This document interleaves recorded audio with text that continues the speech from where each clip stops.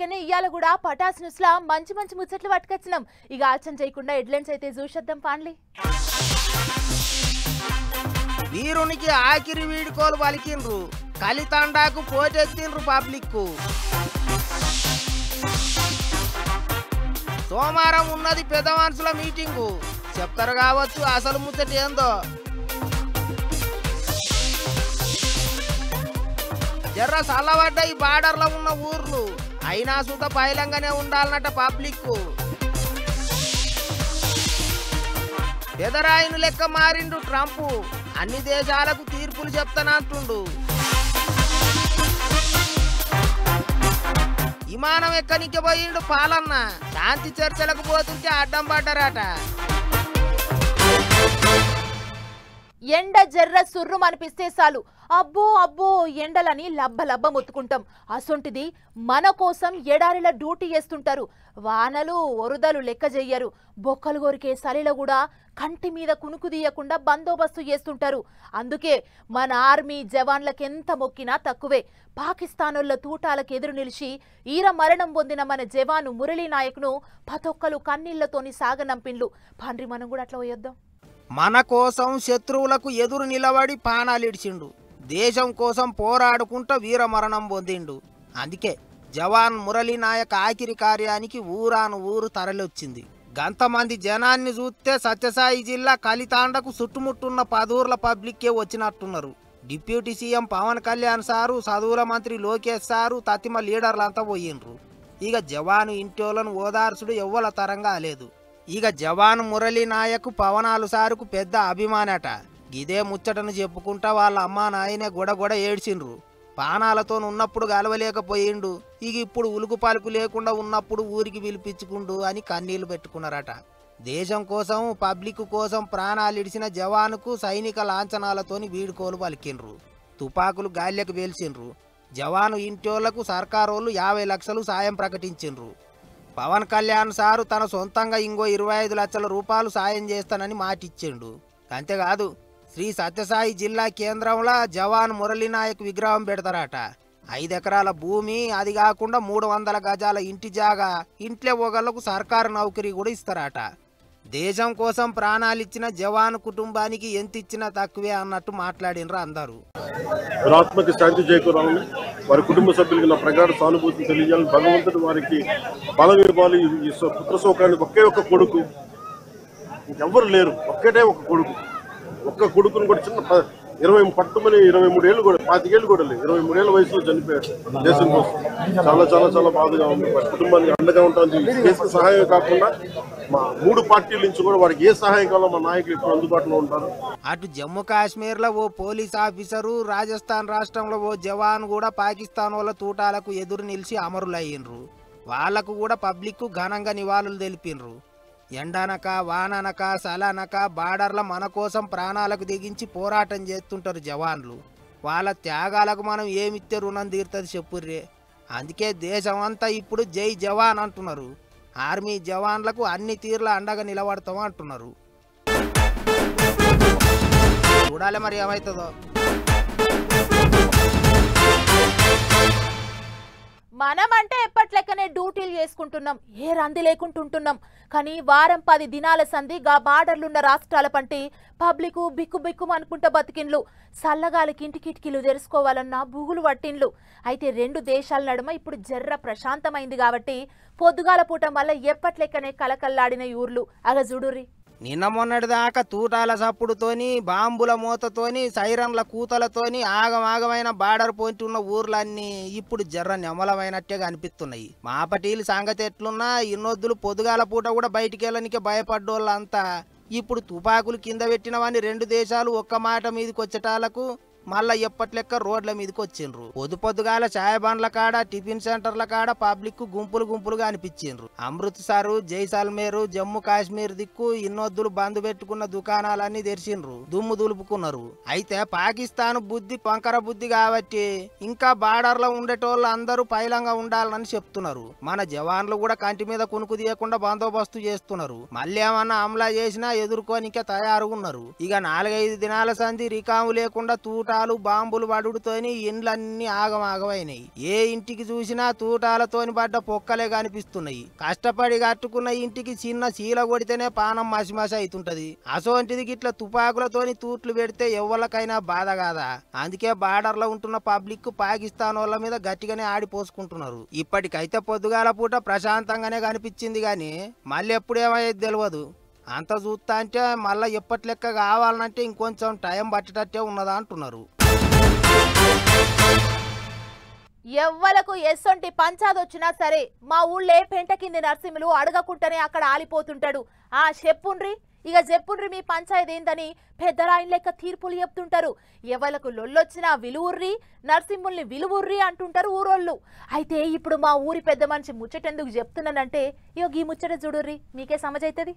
ఓ దిక్కు సొంత దేశంలో కొత్త కొత్త ఈగురం చేసుకుంటేనే ఇంకో దిక్కు పక్క దేశాల పంచాదులలో ఏలు పెడుతున్నాడు ట్రంప్ కాక. ఎక్కడెక్కడ ఏమేం పంచాదులు ఉన్నాయి, ఆ పంచాదులన్నీ ఎట్లా తెంపాలి అన్నట్టు చూస్తుండు. ఇన్నొద్దులు పెద్దన్న అనుకున్నారు గాని కాక పెదరాయిన్ లెక్క చేస్తాడు, తీర్పులు చెప్తానంటున్నాడు. ఇక ఇప్పుడు మన దేశానికి పాకిస్తాన్కు నడుమ నడిచిన లడాయిని కూడా ట్రంప్ కాకనే దగ్గరుండి చల్లగా చేస్తాందుకు చూస్తాడు. శనివారం నాడు అందరికంటే ముందుగాల 2 దేశాలు తుపాకులు కింద పెడుతున్నాయి, అంతా నా పుణ్యమే అని తానే ఇంటర్నెట్ లో రాసుకొచ్చిండ్రు. ట్రంప్ కాక కామెంట్ రాసినాకనే 2 దేశాల వాళ్ళు మాట్లాడిండ్రు. ఇక ఇప్పుడు పెద్ద ముచ్చట ఏంటిదంటే ఇటు రమ్మంటే ఇల్లంతా వచ్చినట్టు ఒక్కసారి చెప్పినట్టు విన్నారు కదా అని 2 దేశాల నడుమ ఏండ్ల సంధి రగులుతున్న కాశ్మీర్ పంచాయతీని కూడా తస్పజేస్తా అంటున్నాడు ట్రంప్ కాక. అయితే గిదే ముచ్చట మీద మనోళ్ళు చాలా మంది కోపానికి వస్తున్నారు. ఇప్పుడు కాశ్మీర్ పంచాయతీ ఎట్లా తెంపుకోవాలనో పాకిస్తాన్ వాళ్ళకి ఎట్ట బుద్ధి చెప్పాలనో మాకు తెలుసు, నడమ నీకేం పని అన్నట్టు కామెంట్లు రాస్తుండ్రు చాలా మంది. ఇక అది అట్లుండని గాని ట్రంప్ కాకకు పెదరాయిను లెక్క పంచాదులు తెంపుడంటే ఎందుకంత పాయిరమో ఏమో అనుకుంటారా అందరూ. మొన్న యుక్రెయిన్ అధ్యక్షుడిని ఇంటికి పిలుచుకొని యుద్ధం బంద్ పెట్టని బుగులు పట్టించిండు. దునియాల ఎవరు యుద్ధం అన్నా లడాయి పెట్టుకున్నా అందరికంటే ముందుగాల పెద్ద మనిషి లెక్క ముంగటికి వచ్చేది ట్రంప్ కాకనే. మాట అయినకపోతే కాక మరో రూపం చూపిస్తానని కూడా బుగులు పట్టిస్తుంటాడు. ఏమైనా అమెరికా అధ్యక్షుని సీట్లే ఏమంట రెండోసారి ఊపుకున్నాడు. ఇక అప్పటి సంది ఎవరికి మాటింటలేడు పెద్ద మనిషి అనుకుంటారు దునియా జనాలు. నిన్నటి వరకు ములుగు జిల్లాలున్న కర్రెగుట్టల మీద అన్నలున్నారని గుట్టల్ని చుట్టుముట్టిర్రు పోలీసులు.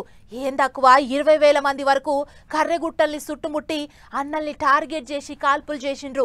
శాంతి చర్చలకు వస్తామన్న ఒప్పుకోలేదు సెంటర్ సర్కారులు. పాకిస్తాన్ బార్డర్లు అయ్యేటి యుద్ధంతోని బయటపడ్డ అన్నలు కొంతమంది ఇక జుడురి పనిచేసిండ్రు. కళ్యగుట్టలు ఖాళీ చేసిరు, పోలీసు వాళ్ళ తానికి వచ్చి లొంగిపోయిరు అన్నలు.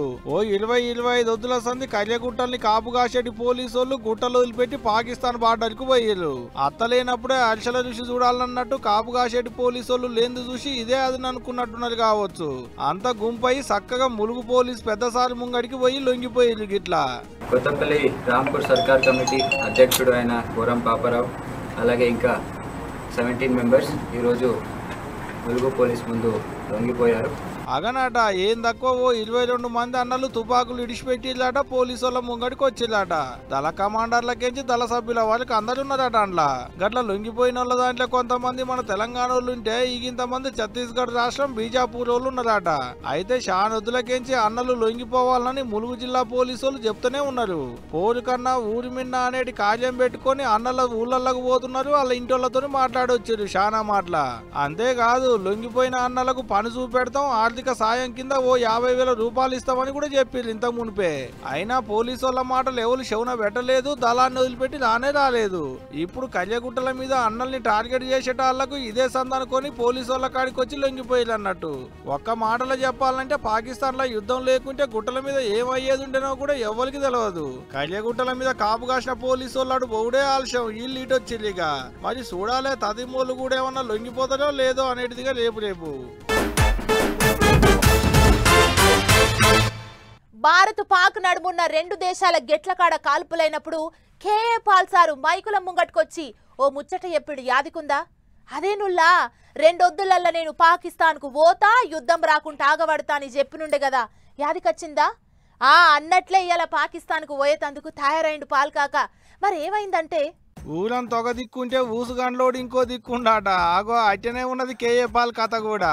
వద్దన్నది కావాలంటాడు, కావాలన్నది వద్దంటాడు. దునియా మొత్తం ఏమైతుందో ఎట్టయితుందోనని బుగులు పడుతుంటే పాకిస్తాన్ పోతానని పయనమయ్యిండు పాలన్న. నేను ఇస్తాంబుల్ టర్కీ వెళ్తుంటే ఆఫ్లోడ్ చేస్తున్నాడు మొన్న అన్న ఆయన. మీరు ఇమ్మీడియట్ గా అన్ని బ్రేకింగ్ న్యూస్లు ఇవ్వండి. డాక్టర్ కేఏ పాల్ ని టర్కీ వెళ్లకుండా ఆపుతున్నారు. పాకిస్తాన్ కు పోతుంటే గాలి మోటార్ల డిపోలో ఆపిలాట కాకను. మరి పాకిస్తాన్ ఎందుకు పోతున్నావు అని అడిగితే ఈ రోజు పాకిస్తాన్ వెళ్ళవలసింది యుద్ధం ఫోన్ ద్వారా ట్రంప్ గారు సెనేటర్స్ లీడర్స్ తో మాట్లాడిన తర్వాత వీళ్ళు ఆపుతున్నారు. యుద్ధాన్ని ఆపేతందుకు పోతున్నా అనుకొస్తున్నాడు. మరి నిన్న ట్రంప్ సార్ చేసింది ఏందో, పాకిస్తాన్ తోని శాంతి చర్చలు చేసేందుకు తుర్కీయే పోతుంటే ముంబైలో ఉన్న విమానాల డిపోలో ఆపిలాట. మళ్ళా కాకొక్కడే కాదు, ఆయనేమడి ఇంకో ముగ్గురు. ఎప్పుడు ఇంతే అయింది అంచున కాంతి కంచాన పెట్టినట్టే చేస్తాడు. ఓ కాంచి యుద్ధం అవుతుంటే ఈయన పోయి శాంతి చర్చలు చేస్తాడ. శాంతి చర్చలు పాకిస్తాన్ వాళ్ళు ఏమన్నా మనోదిగా మానవత్వం ఉన్నోళ్ళు అనుకుంటుండో, లేకుంటే రా సారు రా అని పూల పాన్పు పరుస్తారు అనుకుంటుండో. మరి ఊగిన కాడికి చాలు గాని ఇంటికి పోయి ఇంత ఉడికేసుకొని తిని పండుకో పాలు కాక అనుకుంటా సోషల్ మీడియాలో కామెంట్లు పెడుతున్నారు నెట్ అన్నలు. ఏమో పోలి పాల్ సార్తో ఎట్ట పాడైతుందో ఏమో ఎప్పుడు ఇంతే.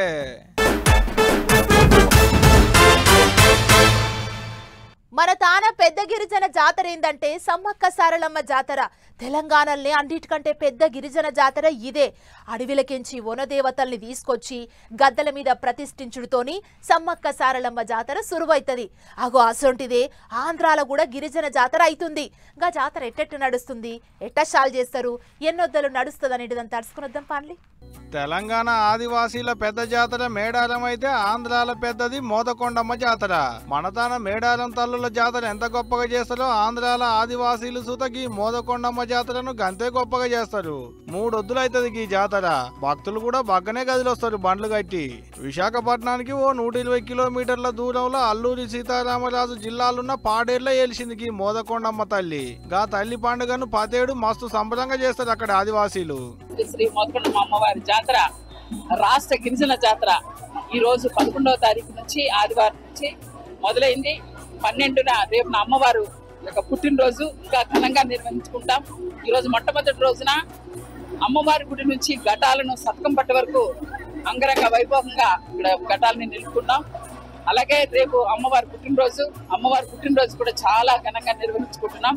13వ తారీఖున ఇక్కడ సతకం పట్టు నుంచి అమ్మవారి గుడికి ఘటాలని ఆనుపు కార్యక్రమం. ఈ 3 రోజుల జాతర లక్షలాది మంది ప్రజలు భక్తులతో చేసుకుంటున్నాము. ఆడబిడ్డలంతా పసుపు బట్టలు కట్టుకున్నారు, నాగపడిగలు నెత్తిన పెట్టుకున్నారు, మోదకొండమ్మ గుడికి పోయిర్రు, పూజలు చేసిర్రు, మొక్కులు పెట్టుకున్నారు. మన తాన సమ్మక్కను సారలమ్మను అడవిలకించి గద్దెల మీదకి పట్టుకొచ్చినట్టు తొలతనాడుకి మోదకొండమ్మ తల్లి విగ్రహాన్ని అమ్మవారి పాదాలను శతకం పట్టుకొచ్చి ప్రతిష్ఠ చేస్తారు అయ్యవార్లు. అటెంక పెద్ద పూజలు చేసినాక అమ్మవారి ఊరేగింపు మస్తు ఘనంగా అవుతుంది. 3 రోజుల పాటు అంటే 11, 12, 13 తేదీల్లో జరుగుతున్నటువంటి మహోత్సవం ఈ రోజు పాదాలు అమ్మవారి ఈరోజు సత్యం పట్టు వద్ద ప్రతిష్ఠించడం జరిగింది. రేపు అమ్మవారి పుట్టినరోజు కంటే రేపు కూడా ఏ రకంగా ఊరేగింపుంటుంది. అలాగే మంగళవారం నాడు కూడా ఏ రకంగా ఊరేగింపు కాబట్టి భక్తులందరూ కూడా అమ్మవారిని దర్శించుకొని ఒరిస్సా రాష్ట్రంలో ఉన్న నందపురం అనేటి రాజ్యాన్ని పాలించే రాజుకు పెద్ద బిడ్డకి మోదకొండమ్మ చిన్నగున్నప్పటి సందే మైమలు చూపెట్టేడుతుండేనట. మేనత్త కొడుకును పరిణయమాడి పాడేరుకు వచ్చింది. ఆన్నే పాడేరు గిరిల మీద తానే స్వయం గెలిచింది. అప్పటి సంది 17 మే నెలలో మస్తు సంబరంగా చేస్తారు ఈ అమ్మవారి జాతరను. ఇయాలనే సురువైంది, ఇంకో 2 రోజులు నడుస్తుంది. ఇక మీకు కూడా ఏమైనా తీరని కోరికలు ఉంటే పాడేరుకు దగ్గర పట్ల లెవెలనుంటే ఓ పాలి అట పోయి మొక్కులు పెట్టుకొని రాలి. మళ్ళీ వచ్చేటేడు జాతర అయ్యేటాళ్లకు మీ కోరికలు తీరితే అప్పుడు పని కట్టుకొని పోయి కోరికలు తీర్చుకొని రావచ్చు. ఏం చెప్తున్నా.